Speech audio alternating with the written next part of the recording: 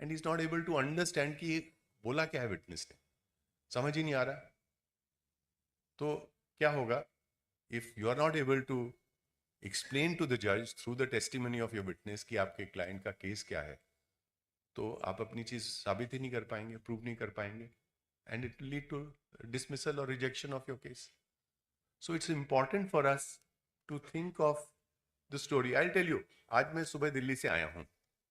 सुबह मेरी फ्लाइट थी 10 बजे, 12 बजे जबलपुर में लैंड करी है। उसके बाद मैं होटल गया, वहाँ पर मैंने लंच किया, उसके बाद थोड़ी तैयारी करी शाम की, फिर मैं हाई कोर्ट में आया। तो इस पूरी कहानी में आपने देखा there are chapters, there are topics, कि दिल्ली से चला, यहाँ पहुँचा, होटल गया, खाना खाया, तैयारी करी, हाई कोर्ट आया। अगर ये स्टोरी आप लिखें कि आप अगर विटनेस से पूछें कि भाई आप हाई कोर्ट कितने बजे पहुंचे थे, 4 बजे पहुंचे थे, सुबह दिल्ली से कितने बजे चले थे, 10 बजे चले थे, तो क्या हो रहा है, एक लॉपसाइडेड स्टोरी सामने आ रही है, फ्लो नहीं करेगी वो स्टोरी। सो कोई भी विटनेस का जिसका आपने बयान करना हो, after you have understood the story, you need to divide it into chapters or topics, and those topics are best divided time wise, कि अगर आप टाइम एलोकेट कर दें कि इस दिन इस वक्त की ये बात है, उसका क्या बयान हो सकता है, उसके बाद क्या रेलेवेंट टाइम है, क्या रेलेवेंट डेट है, उसका क्या बयान हो सकता है, the story will move from topic to topic and chapter to chapter. And जो पढ़ेंगे, जब कोर्ट में जज पढ़ेंगे, तो उनको भी लगेगा कि हाँ, ये वाकया हुआ है इस तरह से, जो भी what ever is the statement you want the जज टू बिलीव इन, वो उस तरह से उसको समझ सकेंगे। तो dividing the story that the witness has to tell into smaller chapters is very important. Please remember it. Now, अगर आप ओरल एग्जामिनेशन कर रहे हैं, तो वंस यू नो कि ये स्टोरी के ये चैप्टर्स हैं, चैप्टर 1 से चैप्टर 5 तक, तो pickup one topic, pickup one chapter, उस पर सवाल पूछिए, और वो चैप्टर जब खत्म हो जाए तब दूसरे उस पर जाइए, नेक्स्ट चैप्टर पर। उसका एक फायदा और भी है, देखिए जो विटनेस आया है उसकी तो आप बीती है, उसके साथ घटना हुई है, उसको पता है।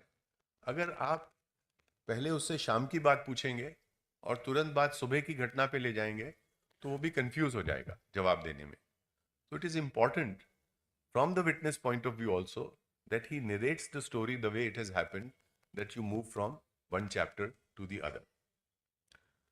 अब सवाल ये उठता है कि हमने कई बार देखा है कोर्ट में कि जब सवाल पूछते हैं तो हम बहुत लंबा सा सवाल पूछ लेते हैं कि जब आप शाम को हाई कोर्ट आए थे, उसके पहले आप होटल में थे, सुबह दिल्ली से चले थे, कितने बजे थे, काफ़ी सारी चीज़ें आ गई इसमें, इस सवाल में।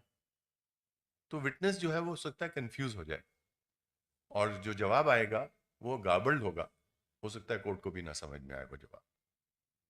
तो एक टेक्निक हम यूज़ करते हैं जो मैं आपके साथ शेयर करना चाहता हूँ, फ्रेम शॉर्ट क्वेश्चंस, और मैंने हाईलाइट करा है नॉट लॉन्ग वंस, बिकॉज हम लोगों में से कईयों की आदत होती है कि बहुत सारे एक सवाल को बहुत लंबा कर देते हैं हम।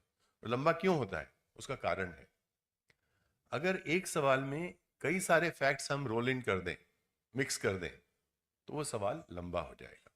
जैसे मैंने अभी आपको बताया कि आप अगर पूछें कि भाई आप कितने बजे हाई कोर्ट आए थे और उसके पहले आपने क्या खाया था और सुबह कितने बजे चले थे, तो उसमें 3 फैक्ट्स आपने रोल इन कर दिए एक सवाल में, तो बहुत लंबा सवाल हो गया।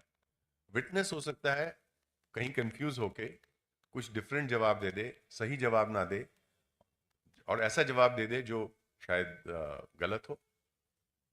तो उसको how to avoid this situation, the best way is frame short questions.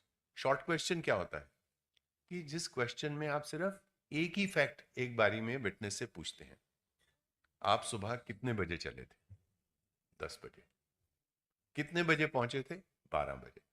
तो क्या हुआ, एक सवाल में एक बार में एक ही फैक्ट पूछा गया है।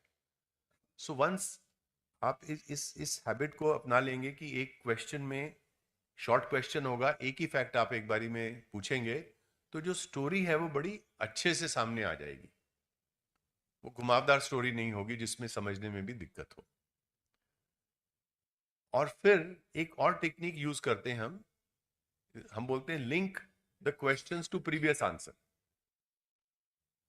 कैसे करते हैं मैं आपको बताता हूं। मान लीजिए आपने सवाल पूछा कि आप कितने बजे सुबह दिल्ली से चले थे, हमने जवाब दिया 10 बजे चले थे। तो अब हम आपके पास एक जवाब आ गया कि